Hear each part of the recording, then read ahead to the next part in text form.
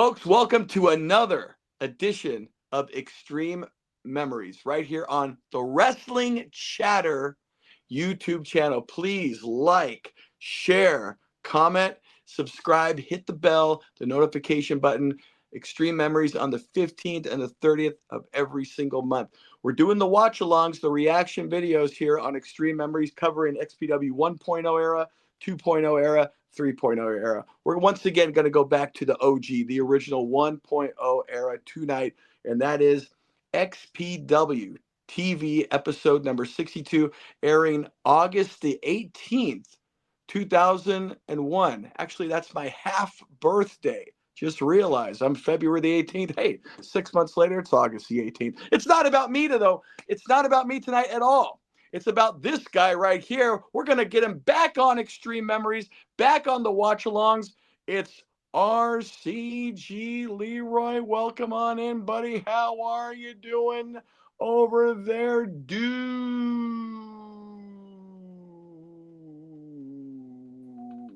Oh my gosh. Oh. That was rough. That was a powerful intro right there. I thought I lost it. Are you okay? Yeah, You want to take a moment? Gather yourself. We've got an episode ahead of us. The nose. Oh. Woof. I'm better. Okay. Thank you. Good. Welcome everybody to Extreme Memories. Yeah, I'm really kicked back now. Hey, that's that over there. That's Leroy. That's the human tack board Patterson. That's RCG, ring crew guy, or as I like to call him back in the days, Rookga. That's how you pronounce RCG. No. But Leroy, welcome back, my friend, to Extreme so long. Memories. I'm wearing the same shirt. I know it's been a minute since I've seen you, my friend. I'm really happy to have you back on here. Before, when you were on, we covered the early days of RCG, the first appearance days when you were involved with the Big Dick Dudley scenario there, and the first office, the Van Nuys offices. We're going to fast forward in time a little bit. We're going to go to office number 2, but more importantly, we're getting set for at a time when you were not only on XPW TV, but you were in the ring, my friend. We talk about that and talk a little bit about being back and what you're doing, but also what this episode means to you. And we'll talk more about it when we watch it, of course, because I know you're going into the ring with a prominent guy in the business. Right? Yeah, that was a big shoot. That was a huge debut, right? At the, like, not to toot my horn, but like sports arena or the Grand Olympic Auditorium for my first match in front of a huge crowd against an amazing talent. Like, that was a lot to live up to. Well, I'm glad, actually, now that you didn't mention who it is, we're going to find out right now. So fans, once again, thank you for joining us. If you're listening to audio only, type in on YouTube, XPW TV, episode number 62, August 18th, 2001. When I count down to 5, that's when you're going to hit play, get your YouTube commercials out of the way if you have them there. Folks, check us out on Instagram and on X at TW Chatter. That's the Wrestling Chatter YouTube channel. Once again, before we start, like, share, comment, subscribe. Going to say that again. Like, share, comment, subscribe to this channel, ladies and gentlemen. Are you ready, Leroy? No. All right. Let's wait. Okay. Okay. Hey, yeah, I'm ready now. Are you ready? Oh, okay. Ladies and gentlemen, here we go. Without any further ado, XPW TV episode number 62, way back in the year 2001. Here we go in 5, 4, 3, 2, 1. Once again, KGLA. Classic. Yeah. Oh, look at that. We got the VHS play icon. Right. This was recorded live. Yes. Live when it aired on KGLA. And oh, look at that. One of the greats. Another one of the greats. Hey, Tool. Oh, look at those graphics. Those amazing early 2000s CGI. Yeah, man. This was impressive stuff back in the day. I believe we have a little this is not the intro. Right, I don't just think a this. fun highlight reel, right? Because we were finally starting to have shows again, right? We Right. weren't in that. Oh, this bump, Oh, so Christian good. Blood, one of the great stars Mm-hmm. that was forgotten about because he only lasted a little bit in XPW Tech 9. Mm-hmm. Boy, dude, what a talent he was, man. Yep. What a talent. Byron Walker. There you Look at go. this, man. What a Look at racy, that. sexy, dark, bloody, like gritty product this was, right? Mm-hmm. Yeah. It I was mean, definitely a product of its era. yo, man, talk about the 18 to 34 male demographic. This was right up that alley, man. You know, eyeballs were on us, and hey, for more reasons than one, look at that. Oh, come on, Patrick. Patrick, Gosh, you're such a prude, man. that fresh-faced young Patrick Hernandez. Yeah, she's just being herself. Mm-hmm. Oh. Oh yeah, the wedding video. So we're showcasing Lizzie here. Oh, Looks like. Hey, yep. I remember one of those spots. By the way, Patrick, um, saying like, "Fuck, she got me, man." Yeah, because that was done more than once. Because we did it in Right. L.A., we did it in Ventura, Bakersfield, and then I think we did that, and then even the next month they did it. She did it again, type thing. But Mm-hmm. I remember one of them in the back. He's kind of like, "Damn, fuck, she got me good." You know, he didn't he didn't want to say it too loud. It's the boss's Sure, wife, you know, sure. and also come off complainy, like, "Hey, we all got to take our shots sometimes." But yes, one of those was that might have been it because that looked pretty good right there. Yeah, that was a great one, right? Yeah, Because you've got that you especially when it's like your first time doing something physical or around that first time, like you want it to look good, you don't want it to look bad, and you see people criticize all the time a bad chair shot, a bad this, bad that, so you yes, want to go and make it look great, but like sometimes people go a little too hard. yeah, You know, they overdo it, and you're like, oh my god, that looked amazing. It's like, yeah, it hurt like hell. You know, you got to yeah. find that nice middle ground. Yeah, dude, it was just, I mean, I know we say this, I can't avoid it, how saying how different Mm-hmm. times were, but it was dark, it was sexy, it was gritty, it was Mm-hmm. bloody, it was vulgar, Yep. it was in your face, it was non-apologetic. And I think that's, you Mm-hmm. got to give a testament, got to give a nod to Rob Black for that, because that's what he wanted. We Mm-hmm. none of us were ever, okay, let's see what you're saying on TV. Let's see what you're saying. Like, no, you guys just go. Mm-hmm. That part of it I always appreciated. There was no like, there's no filter, you know? Yeah. And it was like he didn't care. He wanted Mm-hmm. us to be like over the top, and if we, actually get punished if we weren't over the top at times. Right. Yeah. Yeah. Mm-hmm. And two, it was definitely a product of the time. Like I've said before, like the mainstream media, the stuff that we had to go above was in the throes of doing the crazy stuff. Like the late 90s, early 2000s were like major push the envelope moments and media and stuff. And so to be the extreme wrestling, you know, product, you have to go crazier than that. Yeah. So it, you know, you look at something like I've said before, there's something about Mary where there's some stuff in that movie you're like, oh my god, you know, Yeah. like you see it in a new context now.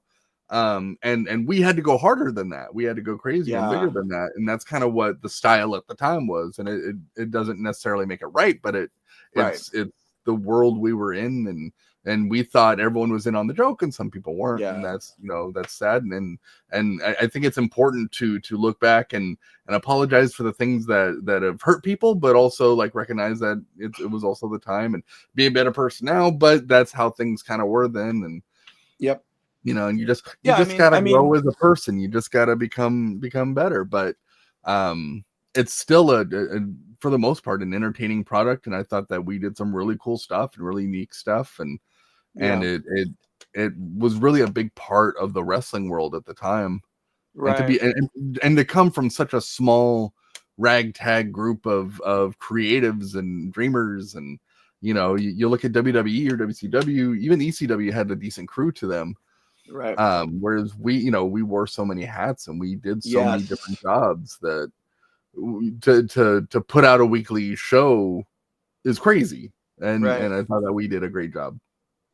And yeah, this was the Howard Stern, Jerry Springer era, Mm-hmm. Girls Gone Wild, and Mm-hmm. even like talking about NC, right? The doll, like look at Tropic Thunder. They keep Like this bringing was up NC. Yeah. this was not, it was still like a little too far, but I mean really for the time, like the Tropic Thunder comparison, it was like this, it was weird. It was like the early 90s, what early to mid 90s was a time of political correctness, and then for whatever Mm-hmm. reason the late 90s and early 2000s it's just like I people felt repressed maybe and just Mm-hmm. exploded, and this was the result here. Yeah. And what better time to be on TV is in that time when there Mm-hmm. weren't, you can disagree and agree with some of the things that was done, but just Oh, as a totally. whole, the freedom that we had was awesome. Yeah. Hmm. You cannot deny that. And the Curtis. fans, you see it in the audience. You see the Mm-hmm. raw realness of the fans, and how the fans were just shouting whatever. Oh That yeah. added to this product. That added to the vibe and the danger element, everything. Mm-hmm. Right. It was definitely, you never knew what was going to happen at a show. We You didn't know. know. Yeah. We Yeah. we knew what was going to happen, but we didn't know, like, dude, how big is that explosion? How big is that Right. firespot going to be? How big? What's going to Uh-huh. happen? Like, we were on the edge of our seats as well, dude. Like, maybe in some ways more so because we kind of were anticipating something. Yeah.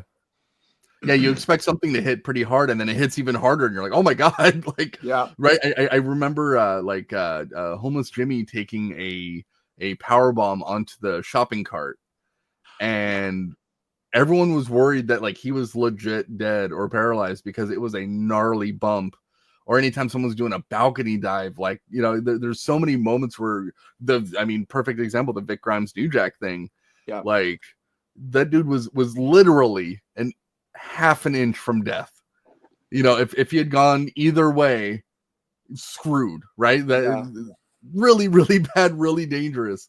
But much like many times, not every time, but many times, it worked out okay. and Right. we were okay. We were a tough bunch, right? It's the whole, if you're Yeah. gonna be done, you got to be tough Yep. scenario. And Like look at, I even us on security, like anytime we got a chance to take a bump, it was always like, okay, well, we can't try to outshine the people in the ring, but we still got to like show that we could bump, we could do some crazy stuff. And I remember one moment where we did a show, and before the show, Kevin Kleinrock came up and was like, hey, we're doing a cage match, we're gonna try to throw security to climb the cage. Do you mind getting knocked off the cage through a table? And I was like, heck yeah, let's do it. I'm in. That, oh it's my like, god, yeah, not only do you so mind, like, excited. oh, you asked me, of course, Yeah, yes. heck yes. And then the spot comes, and I'm like, okay, I think I'm gonna go off the top. I want to go off the top. I want to make it big. And then right before, Kleinrock runs up to me and he's like, hey, quick change of plans. We only have one table left, and Rob Black's gonna go through it. So you just got to go to concrete. And I was like, okay. And I was like, well, I promised myself I was going off the top, and I even though plans have changed, I'm still gonna do it. And Yeah. yeah, I met Messiah up on the top, and he's like, you were too high. And I'm like, just do it, dude. And he's like, all Oh, right. And he like blam punched me, and I went flying off the cage, and there's no good camera angle of it. There is one, oh, no and you see wonder. me go flying off behind the camera, and that's Oh, it. I was so heartbroken that there wasn't a good oh, shot of it. But yeah, right. Just everyone, and right. That's security. That's us on the yeah, ring crew. right. Let alone, and that's right. That's just a small thing that everyone there was like wanting to do just the craziest, Hmm. wildest stuff, and you've got people who can do it and can pull it off, and it's like, how do you say no to that? Yeah. The deathmatch What stuff. It's insane. do you remember what venue that was, Leroy, when you went off? I want to say it was either the Grand Olympic or it was Sports Arena. I can't remember. It was Okay. one of the big ones. Okay. I want to say then Grand Olympic, because I don't think we did a cage match at the Sports Arena. It was Sabu versus someone from the Black Army. Okay, I did that's Grand Olympic because we Yeah. never had a cage at this. Oh no, we had a cage at the sports arena. It was Webb and Messiah, I believe. Yeah, and Yeah. remember when Webb hit Messiah with the Singapore can Right. and Yeah. And he he went, went yeah, front flip off. Yeah. Crazy. right. It may have been Speak, that match. I mean, yeah. May speaking have of a been this one here. I cage, don't know. this is the Olympic. This is the Olympic. I could tell by the lights up there. It may have been this match. Maybe. And yeah, I just so heartbroken. There was no good shot of me hitting the concrete because I knocked myself out. I hit so hard that it was nice because I didn't feel the impact. I felt, and then it was just like blackness, just darkness. And then I opened my eyes, and I remember I have to lay here, but I checked my legs to make sure I wasn't paralyzed. Wow. And I was just like, okay, yeah, we're good, fine. And then I laid there for, I don't know, 30 minutes until the match was over. And then I remember Webb came over and like slapped me in the face to wake me up. He's like, get up, kid. And I was like, huh? All right. That spot that you're talking about with Jimmy, do you remember, was that Chaos? Was that Pogo that did that to I him? think it was Pogo. And it Okay, was a because power there bomb, was and they did like to the edge of the shopping cart. Like it wasn't like yes. on top. It was like Oh, dude, I wham, back remember first to that. the edge. Like an accordion, dude. Yeah, it's like crunching. You're like, oh my god. Right. And I remember like right, for as much flack as I give Rob, and anyone could give Rob, like he cared about, like, he didn't want anyone hurt. Right. Of course. And I remember him like freaking, because I was in the back at that point. I remember him freaking out about it and being like, take it home, make sure he's okay. Holy shit, Well, this is when the stars started falling down and falling into the ranks of XPW. Of course, ECW was no more, WCW was no more. And for a good minute there, we were, at least for a televised product, we were number 2 in the country. And boy, that was a crazy night. Yep. That right there, I remember, like, when that ended, it was like boom, and it was almost like the end of a rock concert when they just played their hits, like right after the crowd was just, whoa, yeah, and it felt so awesome, dude. It literally was like a, guys, that was great, kind of moment. Yet they were still like, okay, this is the story we're still involved with. It was real. Right. It was real, but it wasn't. It was. It was. Yeah, that was the Birmingham High locker room right there. Birmingham High. Yeah. Fun venue. I mean, for a high school gym, it was a cool venue. Well, that was the funny thing with Rob, you can go back to your YMCA's, your Boys and Girls Club, your high school gyms, and then we ended up in a high school gym. Yeah. I remember this was at the Airtel, and they got fined for that destroying of the room. Yeah.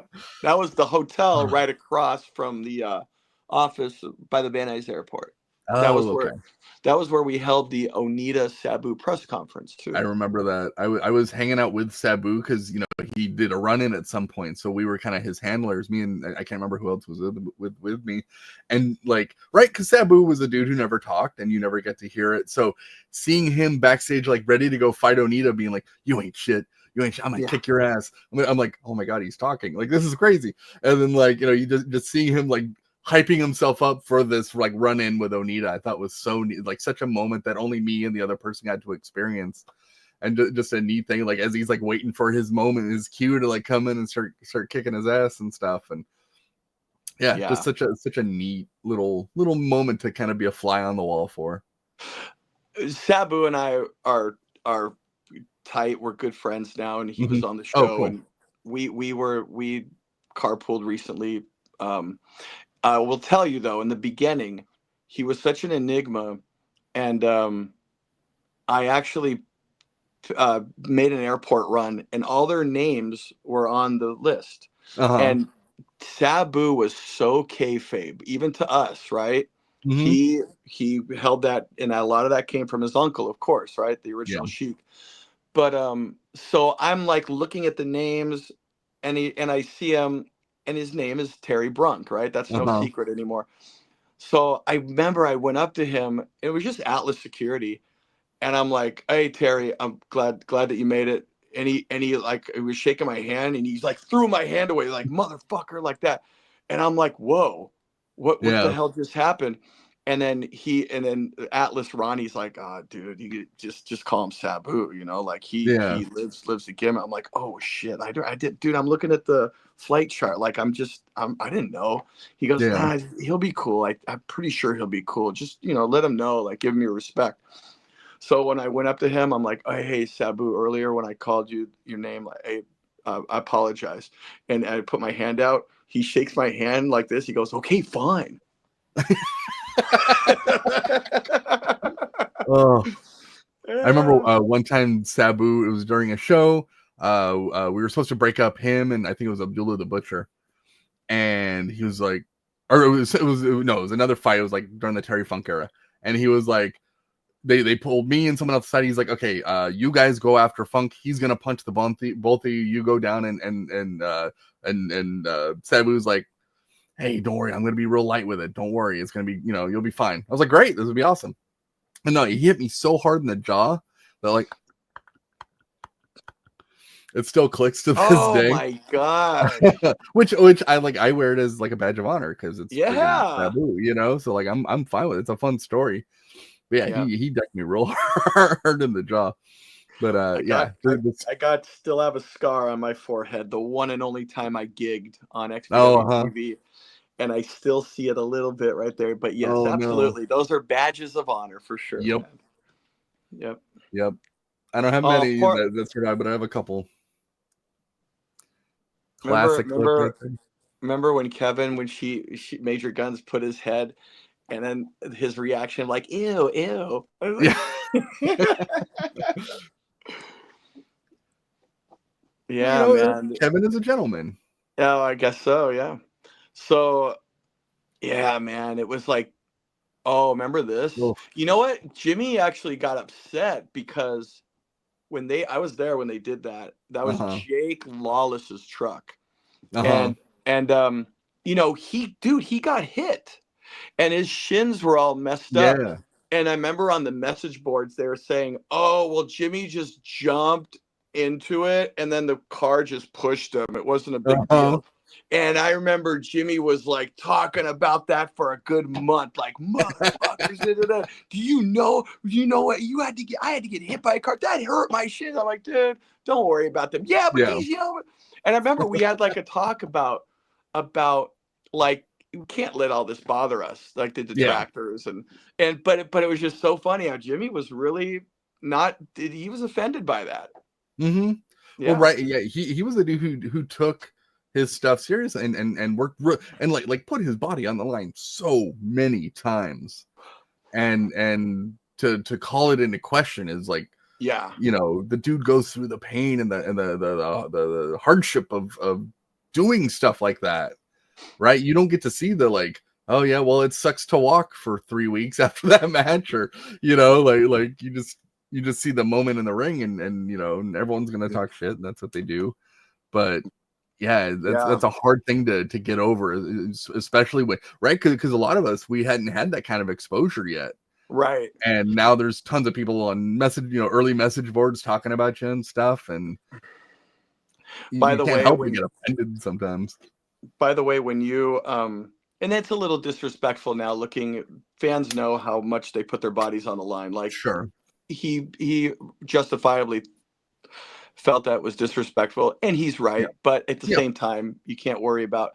By the way, rewind that, fans, when you're watching this. Just, you happen to say, you were saying like, and you know what? I'm quoting you, Leroy, just when you were talking, you said, and it just sucks when right when you said that, Crack got dropped toe hold into Angel's crotch. Like right when you said it. So anyway, just rewind that. Maybe I didn't want to interrupt you, but boy, was that great timing. I was waiting for the moment. I had to work sucks in there somewhere because you know. So this was office number 2, and this was Rob's office right there. We were this was right when we moved into the office, so we hadn't yet built the wraparound TV studio set in the warehouse right around the corner from here. and we were on the couch, and I had just got a real estate job, and that is why I had to cut my hair. So I couldn't. My job, No. yeah, my job wouldn't let me have the hair, and hey, if I could choose, people tell me I shouldn't cut my hair, but I prefer having long hair if I probably had to choose. But anyway, that was the story there. But they said it was cut off in prison when I did internet fraud and made Right. I mean, it's so funny. We made sense of it, right? Like, oh, you're going to jail, so your haircut. Okay, good. It was like the next week, we're all looking at each other like, wait a minute, that's the military, not jail. Yeah. Like, what the? Someone did it in the in the yard or something. Yeah. But we were talking. Yeah, we none of us, like, we literally, like, the next week, Kevin, Rob were like, why? What the hell are we thinking? That's jail, not the military. Okay, so the spot we're building right here is integral to my time in XPW. So this episode, and no other episode, but I was invited over to Klein Rock's assistant's house, and we're like, hey, all the ring crew guys, we're all getting together, we're gonna watch XPW TV. Do you want to come? And I was like, oh yeah, totally, yeah, sounds good. And so we go in. We're watching it, I'm just like, oh, that's, we've never done this before. Maybe we should. This is kind of cool to, like, watch it with everyone.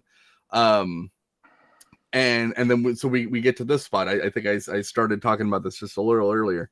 But we're building up the XPW TV title tournament. I believe it was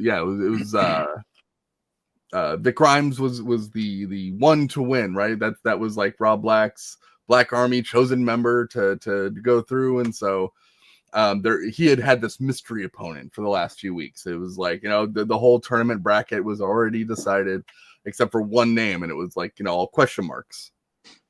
And so that's what we're building into now. Yes, is breaking down the card.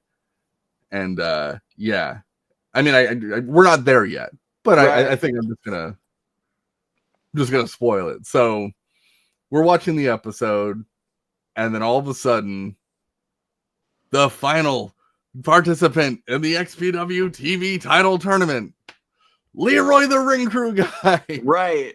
And we had like built it up with, like, kind of like how Undertaker at Survivor Series, it was the mystery partner with the question mark.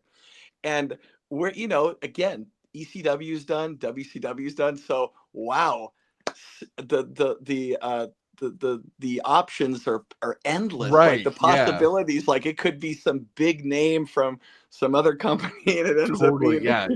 There was like, even when I made my debut and came out, I did the whole Rob Van Dam parody gimmick, but I came out to Walk by Pantera, and so when the music first hit, you see the crowd go like, holy shit, it's Rob Van Dam, like, oh my god, this is amazing. And then I come out, and luckily people still liked me. And it was a letdown, I'm sure, but it was also like, okay, this is pretty cool. Yeah. Otherwise, right? That could have been really bad for me if I didn't already have a pre-established, like, connection to the crowd. You had to be nervous right before the curtain, right? Oh, big time. Yeah, because you didn't know. Probably more nervous than I've ever been in my life, even to this point. That's okay, because again, you got it all planned out, but again, people say wrestling is fake, and but the reactions are not fake, right? The crowd, what they feel, that is not fake. And if you lose them, especially at the beginning, you're screwed, right? Like, say that again. Hard to win back. If you lose them at the beginning, you're screwed. Yep. It's so hard to win them back. 100%. And you got to be. That's, again, like when we did these shows. Again, I do shows now, and wrestling's great, but like, people will take breaks in the middle of a show and just kind of talk to the crowd. Like, when we started, we had to start hot, and we had to end hot. We had to keep them. That was our job, to keep them, right? And if you falter a little bit, like, you can't take them out of it. You especially back then in this time. Look, this wasn't kayfabe of the early 80s, but boy, oh boy, this is big time kayfabe compared to today. Yep. Oh, big time. Yeah. the veil was not completely removed, and there was still some mystery and some, and right, especially with like the deathmatch element and stuff like that. It's like, no, that's real. Like my friends always joked about like, well, WWE is fake, but ECW is real. They're really doing, like it's that kind of mentality of like, you can lose if you do your job right, people get lost in the show, and who cares if it's predetermined or not. That's one thing with the young fans. I remember exactly what you said at the Fan Fest, and we were just talking about Fan Fest right there, and talking to fans like, yeah, this is the real thing. I remember when I was little and I had the wrestling magazines, it was like, okay, WWF is the big league, but the NWA and World Class, those are the real ones, you know. And that's what on the schoolyard, it wasn't even like a thought. It was like, no, everybody believed that. Like that, those were the real leagues. And that's what we brought a little bit to the younger fan that maybe just wasn't completely wise to it. As a matter of fact, a lot of people just weren't. Dude, Leroy, looking at us here, that right there, that Kris Kloss, that wrestling character, Kris Kloss, I never in a million years at that time ever thought that I'd be talking like this about what we're doing there. Right. Like I thought at that time, in my mind, that was just for us, and I'm going to take this to the grave. That's what I thought. Right. That's what I thought.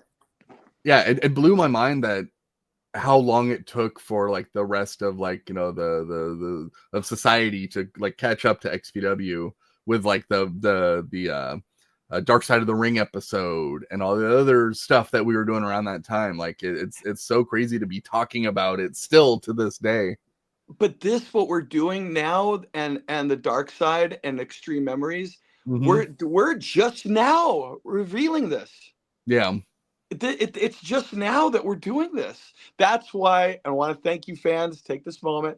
Thank you guys for joining us. And I think that's why there's so much interest in wrestling now, because throughout the years of music, rock, hip hop, movies, TV shows, we had movies, but then they were on The Tonight Show. Then they were on David Letterman. So throughout that, but wrestling is just now we're talking about this for the first time.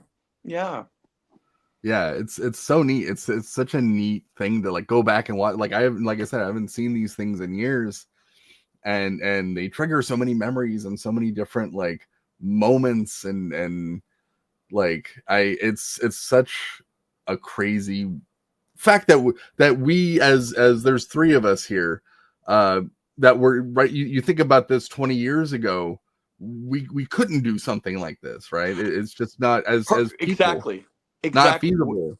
Not only that, but like you said before, if you like when you said if you can't handle this weird world with violence and all that, you were kind of you were out. You weren't allowed into the fraternity. And dude, if we back then did anything like what we're doing right now, the drop of kayfabe or any like mark out for yourself and drop kayfabe, gone. You're out. And rightfully so back then. And that was the beauty of this whole thing. It like kayfabe is the foundation of what this was. We were never our real selves on this show. No way.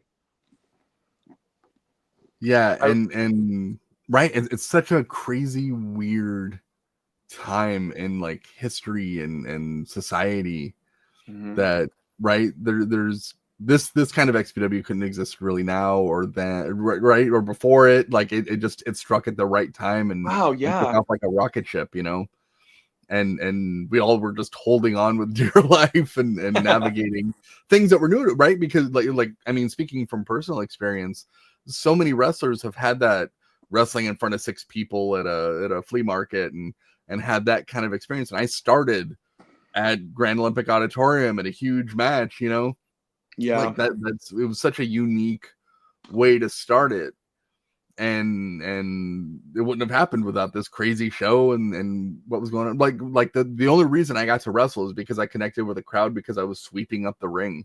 right, in a goofy way, you know, and in a manic way. And for that to lead to me getting to wrestle in at the Grand Olympic Auditorium against Vic Grimes, who's just an amazing talent. Like I am so thankful and grateful for the opportunity I was given, and I felt like I did some cool stuff with it. And I was, you know, it was such a neat time in my life, and I've had plenty of really cool and awesome experiences since. But it's a piece that will always like remain in my heart, and it's something that I'm very thankful for. And you were a big part of that. You made me feel so welcome. Not to, you know, get all gushing, sentimental, but like I always saw you as like a true friend, and so it was so neat to right, because it would have been harder for me had you not been there to like lighten the times and to make things fun and goofy. And you know, I remember it was like 3 a.m. and we're loading a truck or something, and then you start doing like your Edith impersonation, like, "Oh, gee, please don't make me load the truck," and like moments like that were like just so like you're delirious, and then it's just a moment of like reprieve and happiness and joy, and it was like, so thank you for all that too. Right back at you, dude. And you captured everyone's. Okay, so we're sorry to let's stop the love fest real quick, because what's about to happen is simply now known. So I'm sitting there with a bunch of friends, you know, a bunch of ring crew guys. You know, all of us have been training together, working our ass off, and we're watching this. And I had like no idea this was coming. All right. Johnny Webb versus Conan, great match, tons of fun. The Mexican superstar. Now you got to remember, the former WCW superstar makes his XPW debut in the tournament. Also, and then here we go. Big Grind of the Royal Black Army will take on the 8th and final entrant into the tournament, the world's most famous janitor. We are talking about Leroy, the ring crew guy. What? Leroy, the ring crew guy? That's right. Leroy. You gotta be kidding me, man. Crew guy. This is total bullshit, man. This guy sweeps the ring. This guy, Rob Black's got Leroy. The guy with the hair and the broom. Sweeping the floor. Man, this is complete bullshit. This guy, man, Rob Black, not only did he rig the 2nd annual King of the Deathmatch tournament for Grimes to come out ahead, he's doing the same thing here in the TV title tournament. Man, open your eyes. Open your eyes. Can't you see, man? Man, Rob Black is a world-class asshole. Leroy. Man, I can't believe it. Wait, brother. Tranquilate. Anger management. This guy sweeps the ring. Probation. A janitor. Dustpans and brooms is what this guy knows. Chico, don't worry about it. Leave it to Robert Black, the Donald Trump. Donald Trump, nothing. Business. Leave it to him. The genius, the mind, the brain has proven himself. Leroy. I can't believe it. Ladies and gentlemen, we will now take another detailed look at the full lineup and bracket for the. Thank you for saying my name 37 times on TV. I appreciate that. No, man, you know, I was doing that on purpose. You know, right. Yeah, we were friends. We played joke enemies and stuff. And, because we were, like you said, we were the ones loading the truck. Like we were on that team, and it's hell yeah, dude. Yeah. And it was such a surreal, weird moment. Like Kevin Kleinrock called immediately after it aired, because we were all watching, and he's like, "Ask Leroy if he'll do it." And I was like, yeah, of course. and then I want to give like a major shout out to Webb. So Webb's idea, so the idea was I was just gonna go out there as generic wrestler, right? I had like red wrist tape and a singlet, and that was it. And I was just gonna go out and just get a squash match. Mm-hmm. But Webb had the insight to really push the RCG as an RVD parody. So he's the one who made that graphic, because he was one of the editors, and he did RCG in the corners to really like, and then that decision wasn't made until like an hour before the match, and it was one of those things where it's like, no, okay, we got an idea. You're going to be an RVD parody. You're going to try to do all his moves, and you're going to fuck him up. And so Grimes and I were like, okay, yeah, let's rework the match a little bit to work that stuff in there, and that's where, like, you know, the Van Daminator mist came, and that's where, you know, the frog splash mess up came, you know, so it was all kind of based around that. And that sold it even more because it was something people could chant. It was instantly funny if you don't know who I am or don't care. With the whole, like, you know, sweeping up the whole damn ring. Like, there's a lot of like fun to be had with that, and I felt like it added so much more to the character. So thank you, Webb. You know, we've had our issues, but I love him. And yeah. Well, that was Webb. Like he was the editor. He was not one of. He did it all. And as far as the editing, and like when Rivera and I, we go in there, it was Webb controlling it all when we did the when we did the play-by-play, you know, when we weren't doing it live. Well, actually, no, Rivera and I never did it live. I only did it live after he left when Wantastico. That's when we were starting new production techniques and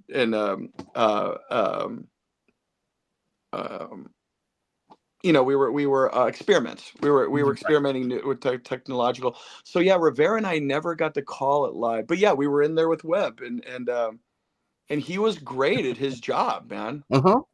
Because when he left, it went to shit. Yeah, it went to shit, and I have one fun memory with him as an editor where there was Jimmy had taken this crazy bump off the balcony at I think it was a sports arena. Yeah. And in the intro to the thing the next week or whatever, there was a shot of him going, but it wasn't the greatest camera angle. It was like farther away, and you see him disappear into the crowd. And I was like, "Oh, you should use the angle where you see him hit the table." Yeah, it doesn't exist. And I'm like, I promise you, it's there. It's in the episode of the match. Right. If you watch, you see it's from front on, and you see him hit the table. He goes, "No, it's not there. I looked." And I'm like, all right, man, I tried. And then the next episode in the intro is the clip that I suggested. And I was like, all right, I win. And I'm not going to gloat. And you know how Webb would apologize to say you were right, I was wrong. By the way, you were right, dummy. Yeah. Hey, everyone, give him a biscuit. He won one. Yeah. I remember once we were in the edit bay, and Wantastico and I were in there, and he gave me shit, believe me, and he gave everybody. But when Wantastico was in there, during the match, I'm like, "What do you think about that? One testicle?" And then Gabriel goes, "Yo, hey, no, stop that. We got to go back. I don't want to be called." So Webb stops. He goes, "Oh, superstar. What else would you like me to do? You want me to get you some dinner? What else you want? You want a cocktail?" Okay. It's like, shut the hell up. He's one testicle from now on. Yeah. Oh, yeah. Good times. Yes. A lot of personalities. Yeah, dude. So this was leading up. By the way, folks, when you saw we were talking Supreme Bandage Up, that was after Rapture, when very fortunate, nothing worse happened, but that's when they put too much lighter fluid on the table before they put him through. And the mistake was they put lighter fluid on the table, but when they lit it, and then right after they lit it, he went through. They didn't let it burn off before they put it through. Covered in it. So he's covered in it. The shirt comes off, but he still has the spandex on, and everyone was freaking out. We were up. Remember where we sat for XPW internet, where Tony T and Devin, not Devin, but Devin was down doing the camera, but we were all up there. And that was the middle, the loge section. You had the floor, the loge, and the colonnade. We were up in the loge, and when that smoke, you could smell the burnt flesh throughout the whole place. And they took him to the burn ward, and it was like a big freezer room in the hospital they have for burn victims, where they put you in like a meat locker. Jeez. And so, yeah, dude, that was legit him recovering from that right there. I was there for that. I was working ring crew down by the ring, and there's video of me running after him because he was running around the ring, and we were trying to get to him to like help just whatever we could do to like put out the fire. And so yeah, it was just horrific, right? Because they were having trouble lighting, because they poured a little bit and lit, and then it went up like super quick, and so it was like like they you know, I get why they did it. It was they were trying to, and then they tried to throw him through quick so that, you know, it wouldn't go out again because it went out like twice. And yeah, it was just a horrible mess up and you know, accident totally, and yeah, just such a crazy visual too. Yeah, check out that white trash Johnny Webb shirt with the Confederate Dixie stripes, man. Wow. Oof, you know, I had a lot of XPW shirts, and that was not one of them. I mean, but again, back then, it was like, yeah, it wasn't like it made sense for the gimmick, obviously. Yeah. Trailer Totally, trash, whatever. yeah. But yeah, dude, it's well, like Dukes of Hazzard had it, right? You know, exactly. Right. Exactly. It was just one of those things where at the time it was like, yeah, oh, it doesn't feel bad. But right, to me, and that, once again, I don't want to get like philosophical, political, but like it felt okay to make jokes about it when it wasn't so in your face and really happening. Right. And it was happening, right? It was happening, but it was, I think the internet kind of opened us up to like, oh no, there's people out there who are like way into that and are like way bad about it. And it's like, okay, it's not as funny anymore because like we were all joking, you're really doing it, and you're going like, yeah. And it's like, oh, okay, hold on, let's roll it back a little bit. Yep. And you know, Webb was a very smart guy, dude. And he, I'm sure, had an idea that he could like probably tap into that for his merch sales. Who knows, you know? Yeah. But yeah, man. But again, like you said, Dukes of Hazzard, all that. So there were different ways of looking at it. It had a different feel to it, a different presumed connotation to most people at the time. But then you get the people who are like way into it, and you're like, oh, hold on. I actually fully get it now. Okay. I actually do remember even then, like kind of being, because I had all the shirts too. I liked his first shirt. Yeah, with the logo and then chicken. Welfare check on the welfare check was a great one. Yeah, I think that I could be wrong, but I bet you like that was maybe his mindset. Like, you know what? Hey, I could tap into this whole cross section of society. Boom, sell these things. Like, knowing Webb, I can see him like thinking outside the box like that. Totally. But yeah, man. So we didn't see that match with you on this episode. Obviously, we're gearing up for Damage Incorporated. That was a great show. I thought so. That took place. That actually took place at the Grand Olympic Auditorium. Just an FYI. The very same day, down the street at the LA Coliseum was the XFL $1 Million Championship game. The same day. I don't remember that. That's so funny. That's awesome. Yeah. And that was a WWF vehicle, you know, at the time. I remember I had a buddy that wanted to go to that game, and I'm like, oh, I can't, man. Yeah. You could have seen He Hate Me play. No, that was Las Vegas. I'm so sorry. Come on, don't you know your sports history? But I remembered one player's name.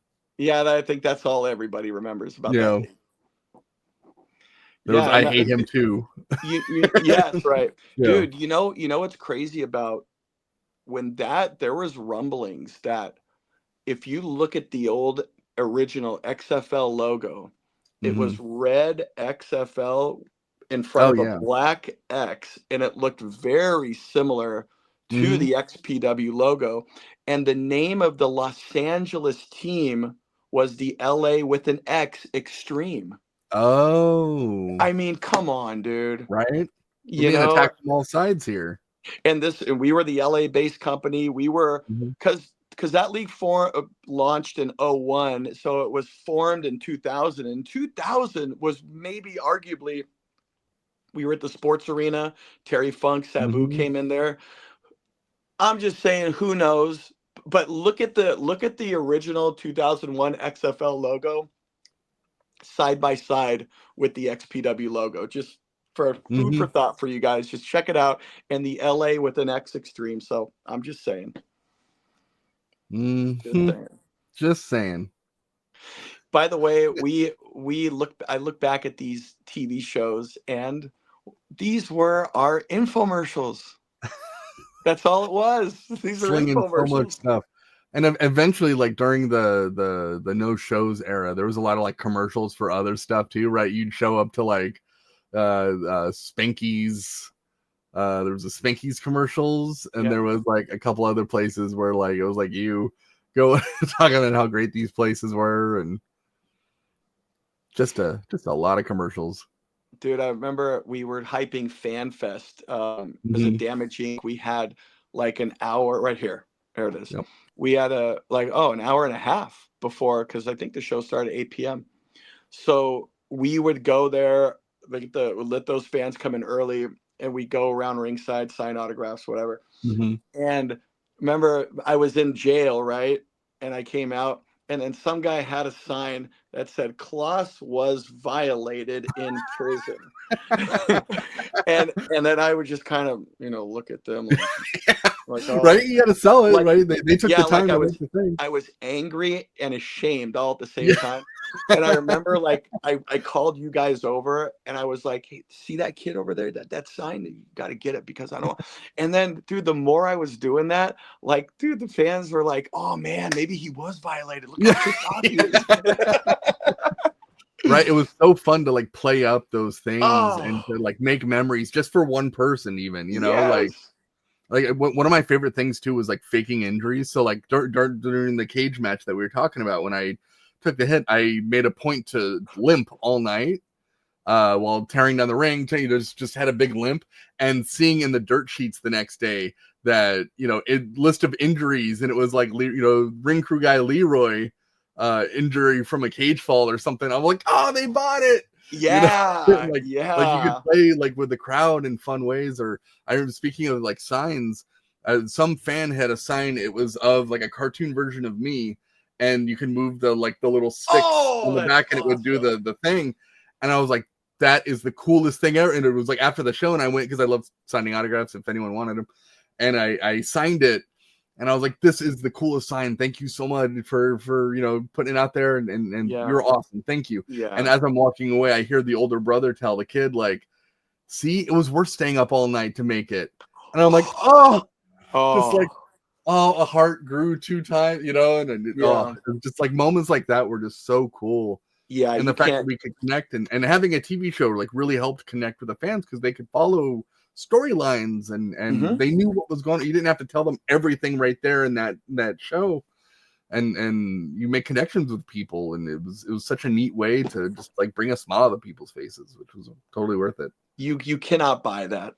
No, you can't buy. Oh, there's Mr. California. Marvin, right there. Yeah, I think that was he gigged for this. Actually, talked to him recently. He gigged just to lay down there. And that was his first appearance. Hey, shout out to him. That guy's been hustling for years. He's still doing his thing. XWW, Extreme World Wrestling. I actually gave him the name for that league. He's this guy's been doing shows, and he's still doing it. So more power, man. But yeah, he put his body on the line. He worked hard, and he wanted this really bad, and he drove a long way to come to the office, from El Monte, I believe. Yeah. And Pat. Yeah. So, there was so much dedication from all the guys, man. I mean, to make this work and to keep this machine rolling every week. It had to put a TV product out, and the shows, and an hour long show. Yeah, and it truly an hour, because Rob paid for that. He didn't want commercials. Yeah.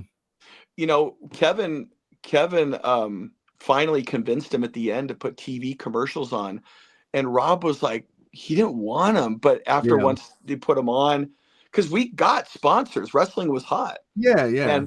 And so when we got on KDOC, we finally had commercials, and then I think Rob, it's cheaper now, kind of thing. Yeah. But wanted to make that impact. And I think also he didn't want commercials on because he didn't want any chance for the fan to turn away. He wanted, to keep you. And I get it. But hey, he was willing to spend the money for that. Right. If you have the money to do it, then do it. So that ended up being Messiah's. He was gone before this. Right. Event. Yeah, they did that. promo where he was floating in the air and yeah, said, this I was gotta right leave. at that I've been time. corrupted. This was right around that time where drama was happening, man. And I thought they did a good job on that match, though. If you watch it, oh yeah, Rob Black's in the dog fighting suit, hockey, whatever that thing was, and then he runs to the back, Lazy grabs him, and then like it's not only it's until like 5 minutes in, New Jack throws Rob, and that ended. That was Webb the whole time. Yeah, and he dreaded his hair up, and then I thought on commentary we pulled that off. I'm kind of proud of that moment with Rivera and I, because we acted confused, and I just thought that was such a well done spot, that Damage Inc. with the two twins like that, and it led to a lot of really neat. Like I really liked the Webb as champion storyline and stuff, and like he was always nervous that he was going to lose, and then they did the same thing that they did for the TV title tournament. It was like, you know, no, you're gonna face someone, it's gonna be great, you're gonna be fine. He's like, oh, you're just gonna make me lose, you know. And he's like, no, you're the champ, you're the guy, don't worry, we got this covered. And it was another mystery opponent, and it was me again. And, right, so first match was a TV title tournament, you know, spot, and then the second match was for the world title. And then Vampiro and others came out, and they had a legit match after mine and Webb's, you know, fun fest. But like, yeah, it right, that's the thing, is it leads to a lot of the TV between them was fun. Webb, you know, like just waiting for the other shoe to drop and him to be betrayed, and you know, and that went on for a while, and that was fun. So like, yeah, it was just, you had to come up with, right, because the Messiah thing happened so close to the show that like, right, this is like a week or two before, and you guys are like promoting it. So to come up with something like that, and then to have it provide so much more TV and storylines and stuff, is like, you just got to roll with those punches, and when it happens, right. I remember I was at the Scorpions concert in San Bernardino the night that happened. I got a call from, right when I was leaving the parking lot, I got a call from Tony T or whatever, and like all the news was starting to break, dude. Oh yeah, like yeah. So this was like right around the time of that concert, and when that happened, so yeah, he's still on the graphics here. Right. Yeah. Crazy times. Gosh, dude, yeah, and you guys all know what we're talking about. We don't gotta go into it. Yeah, you guys all know what we're talking about. You've seen it on Dark Side. You saw it on America's Most Wanted. You saw it, you know. Yep. So, but you know, looking at us here, dude, Laurel and Hardy, we there were so many. You know, this was probably our 9th time, because we would just laugh, dude. We would have the laughing bug, and it's like, we got to get through this, you know. Right, it'd be 2 a.m. Yo, at least. I remember driving home, the sun's coming up, man. So, but yeah, dude, it was just the best, man. And I remember that number 480-3232. I knew that so well from as a kid. When WWF would come to town, and I just remember that number and it was so that's cool. The one to call. And I just remember it was so cool that, wow, we're using the same number that Sean Mooney and Mean Gene Okerlund would you know. It was just it was awesome, man. And I could find that address in my head, because I repeated that, the 11133 Van Owen Street, Sweet Letter D, North Hollywood, because and just those some stuff is just ingrained in our heads, you know. Yep. Yeah, twice a week I drive from Downey, where I went to high school, where I lived, to Van Nuys, and twice a week for wrestling training for my whole senior year, and then after that, and it was a place that you remember, like it even like the freeway on ramps and stuff, because I was trying to figure out, you know, at the time, my wrestling character, what I wanted to be, and there was a street called Coldwater Canyon, and I was like, that would be a great place to be from if you're like a technician wrestler, you're like a submission guy, because I was a big like Ken Shamrock fan, and I was like, and Steve Blackman and stuff, I was like, oh, maybe that's who I'd be, you know, I'd be some kind of submission dude, because I didn't know yet. From Coldwater Canyon, you know, like that's cool. you're always thinking of like moments and stuff to use because you're constantly thrown in front of a camera and you have to like do stuff, and it's like so you try to you pull from any kind of thing in your life to just remain creative because the show went on for years and you're doing it every single week. It's crazy. It was a crazy time to just have to keep making stuff. Did you go? Do you remember that? We just flashed it. We're hyping it up here. XPW night at the Viper Room. Do you remember that? Oh, I didn't go to that. I don't You think didn't go so. to that. That was interesting, No, man. That was kind of cool. Like we had like fans there, and we made a whole weekend out of it. And it was like the Friday night before the show. It was like this, and New Jack, Everett, like not everybody, but it was kind of like cool. I'm surprised we didn't do more of those because that was a neat idea. I was 19 at the time, so I couldn't get in because it was 21 and over, so I missed out on a lot of those. Yeah, we're like 4 or 5 years apart, so yeah, I was able to go, but hey, man, this was interesting. This was like what GQ Money here, right? I believe. Like, yeah, wasn't he doing he was introducing that Clockwork? Or am I wrong? Is this? That might be too early. I don't remember. Hey, George, give me a little audio here. Yeah. Oh, yeah. This is Jackie Chan or something.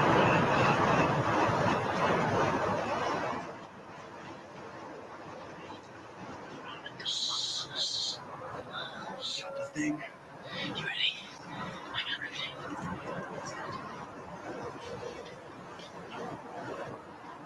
TJ Rush? Yeah, motivational speaker.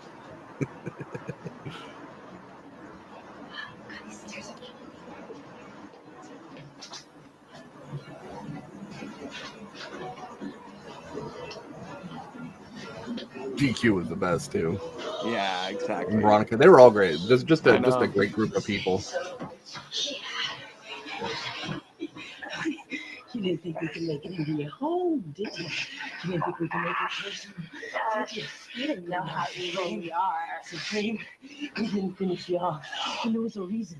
Because we wanted you to see the ultimate demise. We wanted you to see the demise, the death, the complete demolishment of your little nephew. Chaos.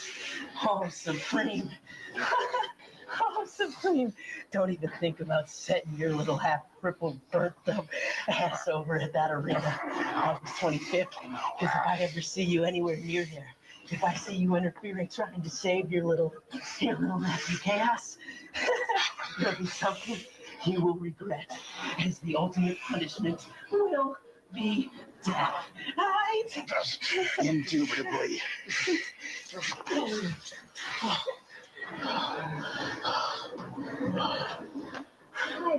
Okay. That's just bad behavior right there. That's rude.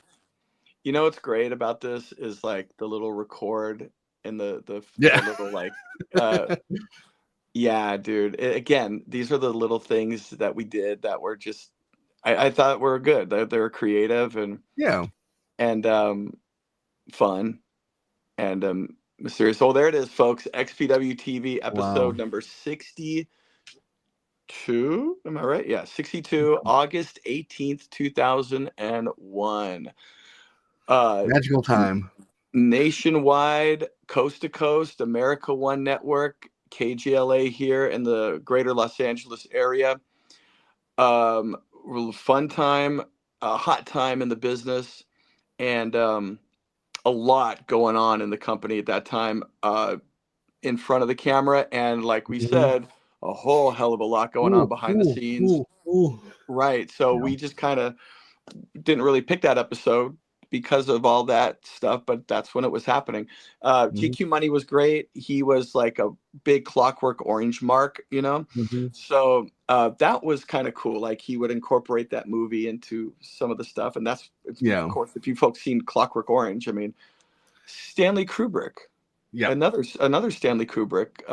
We were talking about Eyes Wide Shut before, but there was a lot of movie references and movies because like what was neat about XPW was you know, most other feds, they were doing the whole like most promos were backstage, you're at the arena, and it's like, well, I'm gonna take them down, you know, like it's always that like to the camera kind of like you're watching. Whereas here, a lot of the times the camera was like it was cinematic. It was done, which is done like much more now than it was then. And so it was kind of like there was like a Pulp Fiction parody with like Supreme and Messiah, where it's like, you know, Supreme's in the wheelchair and he's like, motherfucker, you know, and they do the fight from that. Right there's so many like fun moments and references, and it was always like, oh yeah, hey, let's do that thing from that movie. That'll be fun, you know. Like it was such a neat way to tell a wrestling story and not do what everyone else was doing at the time. Yeah. And now that's kind of, you know, that's done a lot more now, you know. But right. It's like the camera. I've really actually looking back at that, the only time we referenced the camera was just for Vera and myself. That was pretty much it. Yeah. Where it's like, oh, there's a camera there, but yeah, you're right. Otherwise, that was just, this is what's happening in their lives right now. Right. Yeah. It's a cinematic style. It's you know, no one references that there's a camera crew running around next to you. It's, you know, it's just people living out these storylines and stuff, and it added such a different feel to XPW that I feel that not a lot of the places have done. Like Lucha Underground did the cinematic stuff, and they did it much more big, like production style, but we were kind of running and gunning, and it was such a neat, unique style that produced a lot of really fun moments. Talk a little bit about Leroy before we sign off here. What it was like at this time. We talked about how it was before you. No, you're gonna have to. No, I'm a man. I don't talk about what you want me to talk about. I talk about what I want to talk about. That's what you're getting paid. About the empty bottle of water. No, go ahead. I'm sorry. That's. I just want to remind you. That's what you're getting paid the big bucks to do tonight. Right. Yeah. Okay. I'm getting paid. Now, right. Yeah. Just remember that. So. Okay. So. Going out to that curtain, not knowing how the crowd was going to react, what was going on in your head when you saw this from home, the TV product? You knew you were going to be going against Vic Grimes. You know now that you're going to be a part of this in the ring. What was going through your mind? What was going through everything? Like how you're going to prepare, or what it felt like just as now it's real. You're seeing it on TV. Yeah, it was scary as hell, because I had trained, but I never really had like and we would do mock matches and stuff, and we like every couple months we would put on like a fake show for Rob and for Kevin and a couple others, just to see where we're at and see if they want to work with us and stuff. And so I wrestled, you know, plenty of matches and training and stuff, but never in front of a crowd like that. Like I didn't have that experience, so I was afraid I was going to screw something up. I was afraid I was going to look stupid, that no one was going to care. Right? There's 100 thoughts that run through your head, and then the fact that I'm given this gimmick like an hour before the match, and we work it in real quick, and you know, I'm not worried about Vic. Vic seemed like a great guy, and I've always enjoyed his work, so I wasn't worried there. You know, if I was up against, there's a couple other people in the company. If I was up against them, I'm like, fuck, they might hurt me. Like, we'll see how this goes. But Vic, I felt very safe. But it was definitely one of those things where I'm like, just stick to it. And it was like magic. And it's something that I've felt throughout my entire wrestling career and all the reality shows and everything, is the moment the music hits, the performer takes over. And it's almost as stupid and as cliche it is, but it feels like it takes over and you're watching yourself perform it. You know what you're going out there to do. You know when to do it. Go do it. And you it goes by so fast. Yeah. You go out there and, you know, and you do the thing and you're like, blam, and the crowd goes nuts and you're like, cool, that one worked out. And then you do the thing and you get hit, and it's like, you know, they're feeling it, and you're like, this is awesome. And then I still distinctly remember taking the finisher, because my knee pad slipped down and it slammed my knee against the ground real hard. But I remember laying there taking the 1, 2, 3 and taking that moment of the crowd going nuts, and just that I can go back to that moment of looking up at the lights for the first time, and it was such like a neat, magical a thing that I dreamed of since I was a kid. You know, huge wrestling fan all the way through. You know, and then I had a period where I didn't watch, whatever, who cares? But then I got back into it, and then I was like, that I saw the Mick Foley Hell in the Cell, and I was like, that is what I want to do for a living. If people like that, I can do that. Let me do that. That's what I'm doing now with my life. And it you know, it didn't end up as that was my career, but it led to a whole bunch of other great things. And I love that time. but that was such a special moment and such a weird, unique thing to have experienced, and you don't get it until you've been there, and it's such a magical, weird thing we got to do every month. And it was a lot of hardship and a lot, right? For that one match, I had been there almost over a year at that point, and just every month we're doing huge shows and carrying large equipment, just working our asses off, and at the time I was the only student to have made it onto wrestling, and then luckily a whole bunch of us got to come back for like XPWX and XPW the 10-year anniversary and stuff, and so it was awesome then. But it was just one of those things where I knew the wild, weird, unique moment thing that I had in front of me, and I was going to do everything I could to make sure that it went great and that everyone was happy, and that led to like the one time Rob said something nice to me, and then I came back afterward. He was like, "Good match, Leroy," and I was just like, "Oh my god, he said something nice to me. That's amazing." He's always telling me some horrible name. Yeah, when you get the nod like that meant a lot. Yeah. Mm-hmm. And that was also the night that I thought New Jack was going to kill me, but it turned out he really liked what I did out in the ring. And we were on good terms, but I was real worried there for a moment. Well, dude, hey man, I can't thank you enough. You made it that much more special going down memory lane, rapping with you and watching that with you, my friend. Anytime. Good to see you as always, and we'll see some more of you, because we got to see you wrestle still. So we'll cross that bridge pretty soon. This again. Once again, any shout outs, any plugs, please? We heard them the last time, but please remind us if you don't mind. I don't know how many times I have to tell you to go watch the After Dark. I know you haven't watched it yet. Okay, I know. Okay, I see the playlist. I see what you're watching on Tubi. Go watch the After Dark. All right. It's an hour 20. It's a fun jaunt. Just go watch it. It's fun. Vampires ripping each other's throat out. Gangrel doing stuff to people. It's crazy. Go see it. So there's that. Where there's what are the two titles? The two movies? Yeah. So the After Dark. It's a wrestling punk rock vampire Romeo and Juliet movie. And then Laughter Face, which I can't talk about yet, but it should be on Tubi, hopefully by the time you're watching this, because time is a flat circle and anyone's going to be watching this at any time. So if it's 6 years from now, it's probably still on Tubi. You're good. Go watch it. If it's a day from the day that we're filming this, then I don't know, maybe. But either way, go check Tubi right now. We'll wait. We got time to kill. We're on the internet. We're not burning tape or burning hard drive space, but you need to watch this movie. Well, let's wait the whole hour and a half so they can watch the movie. Okay, you don't mind? Okay, go ahead. And no talking. I don't want to talk over the movie for them. They're looking for it on the. Oh, you know what we should do? Let's just log off now, and then they'll go to it. Like if they're not watching this. Okay. Right, because if they're still watching this, most likely they're not going to go to it. Yeah, that's a good point. That's valid. Okay, so comment. Let's like, share, comment, subscribe. Wrestling Chatter YouTube channel. Xtreme Memories, 30th of every month. That's Leroy Patterson, RCG. I'm Kris Kloss. Signing off. We'll see you next time on Xtreme Memories. Okay. Now they'll go. Watch the fucking movie. All right. Okay. Bye. Good night. Go. Tubi now, please. Bye. Go watch the. Jeez, dude.